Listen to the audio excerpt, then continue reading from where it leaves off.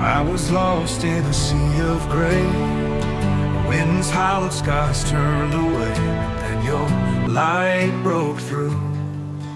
A whisper, a promise, so clear. I'm safe now with you near. Grace like rain, it pours, it pours. The love so wide, it's more, it's more. You lift me high. What if your greatest strength was also your greatest weakness? What if the very thing that made you exceptional was the same thing that could destroy you if left unguarded? In every step, a silent battle rages. The weight of purpose, the pull of the heart. Between immense potential and invisible chains. Samson wasn't just a man of muscle and might. He was a man of mission, chosen from the womb. With this jawbone, I have slain 1,000 men. Remember where you came from, and you'll always know where you're going.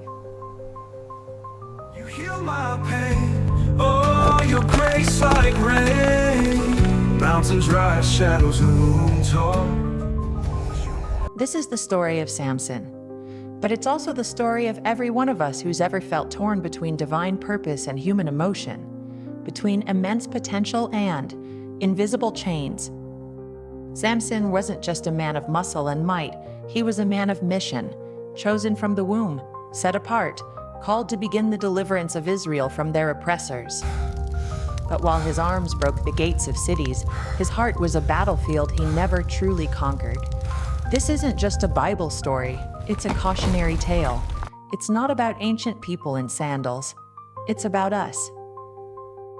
In modern shoes, in chaotic lives, in digital distractions, fighting silent wars between our temperament and our environment, our destiny and our desires. Samson had supernatural strength, yes, but strength is never enough. He also had rage, impulsiveness, and a deep hunger for connection, often in the wrong places, with the wrong people. His story isn't about a hero who fell because he was weak. It's about a hero who fell because he never learned to guide his strength. He never learned to guard his emotions. He never mastered his temperament. And maybe that's where we find ourselves. In the boardroom exploding, in anger. In the bedroom seeking love but settling for lust. In our social feeds, performing powerfully but battling privately. Each of us in our own way is facing the question, what happens when you're gifted but not guided? This video is a deep emotional journey into the soul of Samson. We'll unpack his origin, his fire, his fatal flaw, and the moment he finally saw the light after being blinded by his own choices. And then, we'll look in the mirror at our own lives, our own triggers, or own battles. Because maybe we don't need to change who we are. We just need to learn how to guide who we are. Your hand holds me through it all. Your mercy's stronger than fear. A whisper, a promise, so clear. Before there was power, before there was pain, there was purpose. Samson's story didn't begin with him. It began with a cry from a barren woman. His mother, nameless in the scriptures but unforgettable in spirit, was visited by an angel, not just with a message, but with a mandate. "You will bear a son," the angel said, "and no razor shall touch his head, for he will be a Nazarite unto God from the womb." In a world torn by oppression, with the Israelites, under Philistine rule, Samson was not just born, he was sent. He wasn't an accident of biology. He was an act of divine strategy. Imagine growing up with that weight on your shoulders. Imagine being raised knowing your life isn't fully your own, that every decision, every discipline, every day is tied to a divine assignment. Samson wasn't born to fit in. He was born to stand out, to disrupt, to deliver. But purpose is heavy, and even the strongest arms can grow weary under its weight. His parents did their best. They raised him according to the Nazarite vow, No alcohol, no unclean food, no contact with dead bodies, and of course no cutting of his hair. Outwardly, he looked consecrated. But inside, the struggle was brewing. Because calling doesn't cancel out conflict. And this is where most people misunderstand Samson. They see the man with superhuman strength, but overlook the boy who likely grew up torn between divine instruction and human instinct. You can teach someone rules, but temperament, that's different. Temperament is born with you. It's the fire inside. And Samson's fire burned hot, passionate, emotional, explosive. This fire wasn't evil. It was energy, raw, untamed, powerful. God didn't choose Samson despite this temperament. He chose him because of it. But the fire that fuels can also consume. He was gifted, but wild. Called, but conflicted. And from the earliest stories, we see him wrestling not just with Philistines, but with himself, one of his first recorded actions as a young man. He sees a Philistine woman and declares, "She's the one I want. Get her for me." No consultation, no prayer, just desire. That wasn't lust. It was temperament expressing itself unchecked. He wasn't evil. He was unguarded. This is where environment matters, because even the strongest calling can be suffocated in the wrong atmosphere. Samson was born into a culture of compromise, a nation that had accepted oppression as normal, people who had forgotten how to fight. So when Samson showed up full of fire, he seemed like a misfit, but really he was a mirror, a reminder of what Israel was supposed to be. Still, that environment shaped him. Instead of sharpening his purpose, it provoked his rebellion. Instead of guiding his temperament, it gave it room to run wild. What we surround ourselves with either fuels our mission or feeds our destruction. Samson didn't choose his calling, but he could choose his response to it. And from the beginning, his story forces us to ask, how are we shaping our temperament? Who's speaking into our destiny? Are we cultivating discipline or just coasting on gifting? Because giftedness can open the door, but only discipline can keep you in the room. And Samson, he was starting to move through doors wide open, but without the guardrails to hold him steady. The tragedy is, it didn't have to be this way. With the right emotional guidance, with the right mentorship, perhaps the story could have unfolded differently.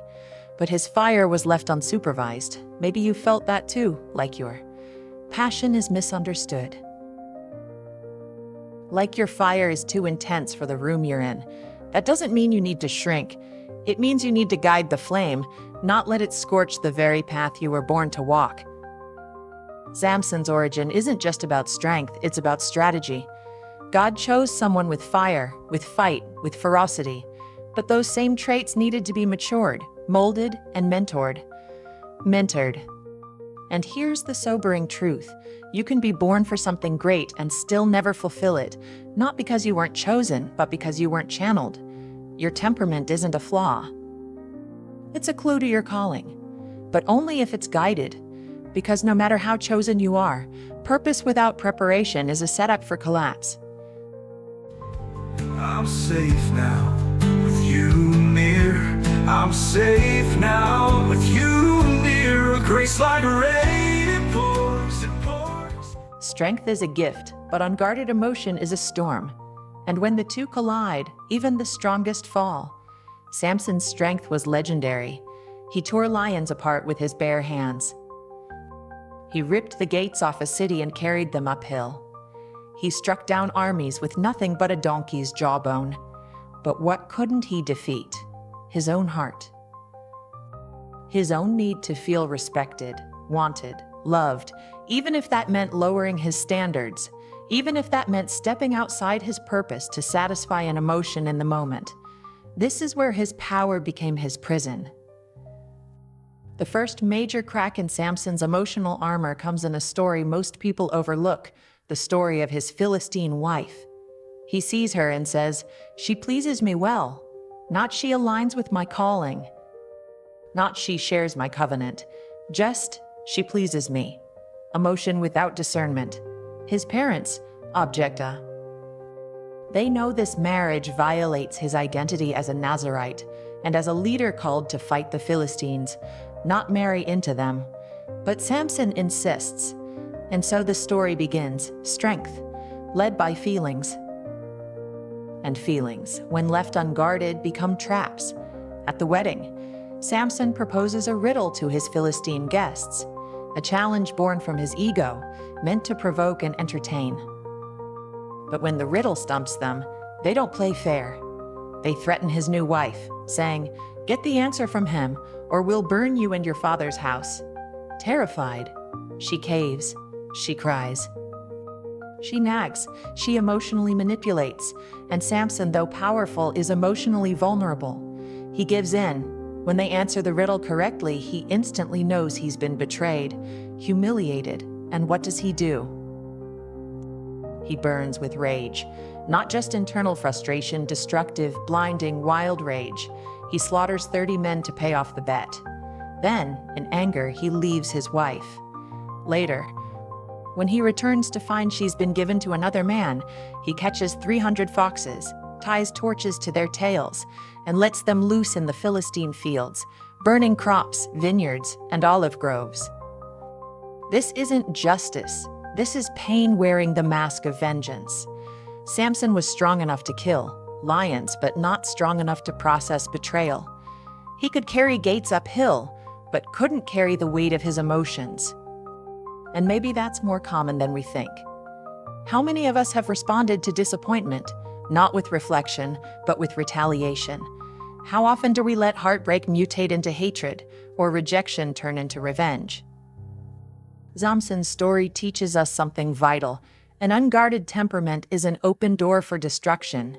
You can be called, anointed, powerful, and still be emotionally unstable. You can win public battles and lose private wars. In this season of his life, Samson was reactive. His emotions dictated his actions. And when your heart isn't guarded, your power becomes dangerous to others and to yourself. The enemy didn't need to defeat Samson in battle.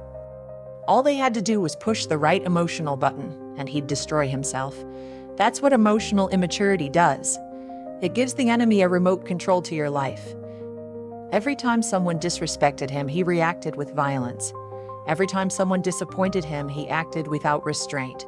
And here's the deep tragedy: his strength often shielded him from the consequences until it didn't. Many of us live the same way. We rely on our talents, our charisma, our status to cover for emotional instability. We've learned how to look functional while feeling fractured, but eventually, the cracks show. Checked emotions will always find expression, if not in discipline, then in destruction. The truth is, emotional pain isn't the problem. It's not wrong to feel. It's natural to feel anger, sadness, betrayal.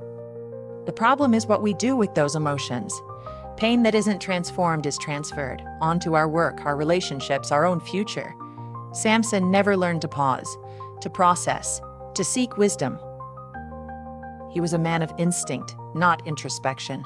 And that's what made him dangerous, not to his enemies, but to himself. He had the body of a warrior and the soul of a wounded child. Think about that. Nemberstedt, not to his enemies. A grown man with supernatural power, but with no one teaching him how to manage the internal storms. No mentor, no safe space, no system for processing pain. Just reaction.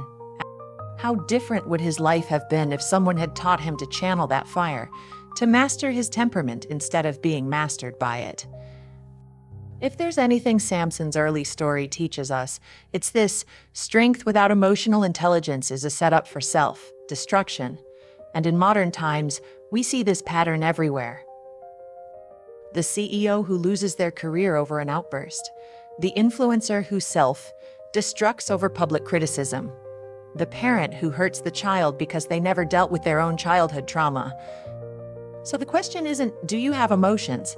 The question is, do your emotions have you? Love so wide, it's more. You lift me high, you heal my pain. Oh, your grace like rain. Mountains rise, shadow. Every great warrior has a weakness. For Achilles, it was his heel.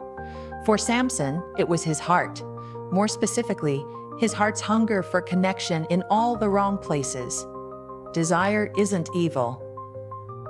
In fact, it's often the engine behind our greatest achievements. But when desire goes unexamined, it becomes distraction. And for Samson, distraction looked like a woman named Delilah. But before we get to her, we need to understand something deeper. Samson didn't fall because of Delilah. He fell because of a long pattern of unguarded desire. Delilah was the final straw, but the fire had been burning long before she arrived. Samson's temperament was fiery, emotional, impulsive. He felt deeply. And when someone feels deeply but lacks discernment, desire becomes dangerous. It's not that he didn't know better, it's that he didn't slow down long enough to choose better. The first sign came when he fell for the Philistine woman. In Timnah, that relationship ended in betrayal, violence, and destruction. Yet what did he learn from it? Not much. Later, we find Samson in Gaza, visiting a prostitute. Again, acting out of impulse. And again, feeding his flesh while starving his purpose. Each time, the pattern repeated itself. See something, want something, take something. Desire, unfiltered. Desire, unguarded. And then, Delilah. Her name has echoed through history as a symbol of betrayal, but she was more than that. She wasn't just a seductress, she was a test, a mirror, a trap custom, built for Samson's emotional patterns. The Philistine leaders approached her, offering a massive sum of silver if she could uncover the secret to Samson's strength. She agreed. But here's the part we miss. She didn't trick Samson in one try. She asked him 4 times. 4 times she tried to extract the secret. And each time Samson lied, until finally he told her the truth. Why? Because emotional desire isn't about logic. It's about longing. Samson wasn't just seeking pleasure, he was seeking peace, connection, intimacy. And Delilah, for all her deception, made him feel seen, known, held. That was his Achilles heel. Not lust, but longing. He didn't fall into Delilah's arms because he was weak. He fell because he was wounded. And this is where many of us live. Longing to be loved so badly, we ignore the signs. We silence the alarms. We explain away the red flags. Because what we feel starts to override what we know. You can be the strongest person in the room, but if your heart is starving, you'll make decisions that defy logic just to feel full. Delilah wasn't just a woman, she was the embodiment of distraction. She represented all the voices in our lives that flatter us, lure us, validate us, only to break us when we're most vulnerable. And Samson.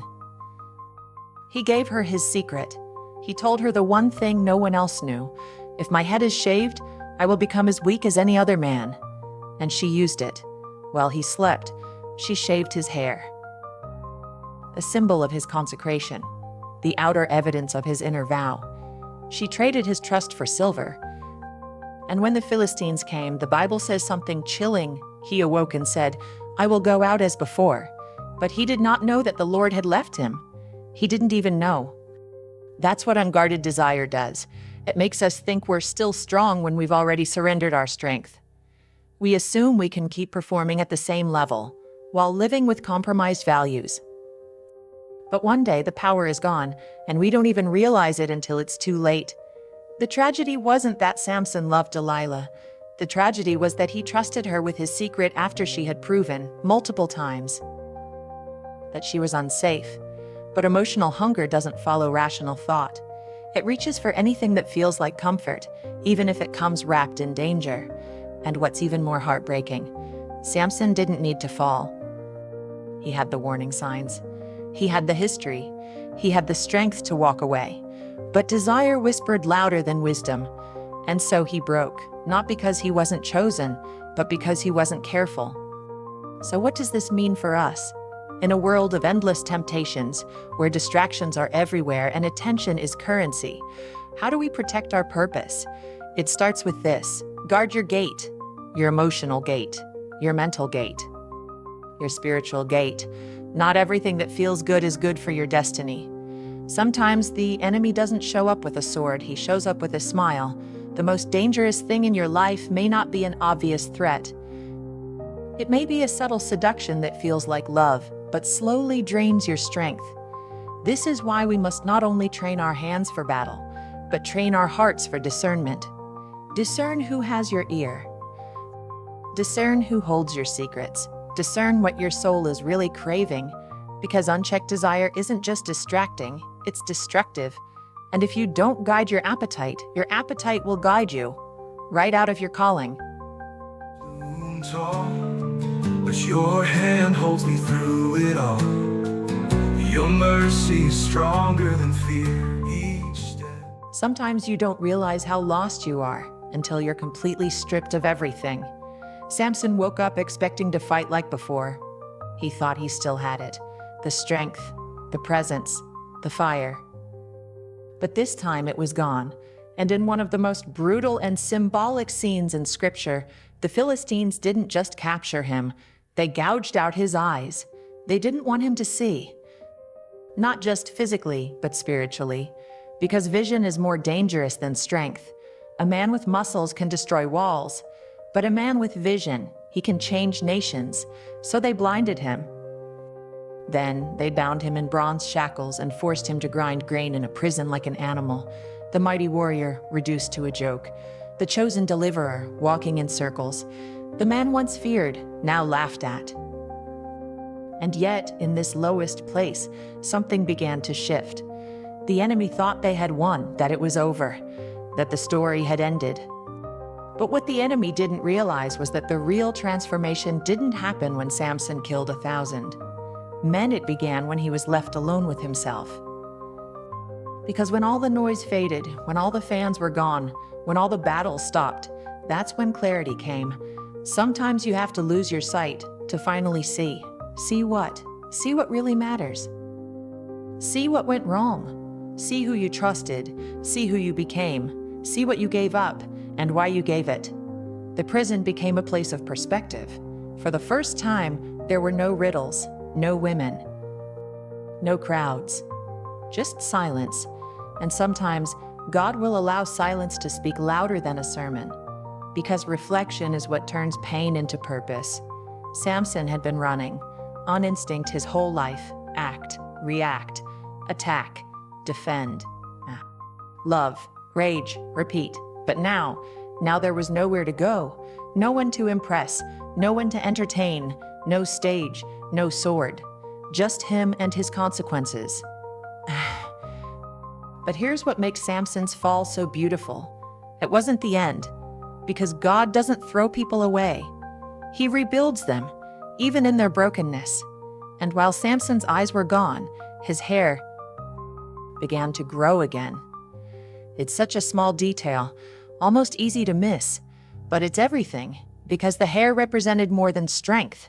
It represented the vow, the connection, the covenant, the relationship he had abandoned, but that hadn't abandoned him.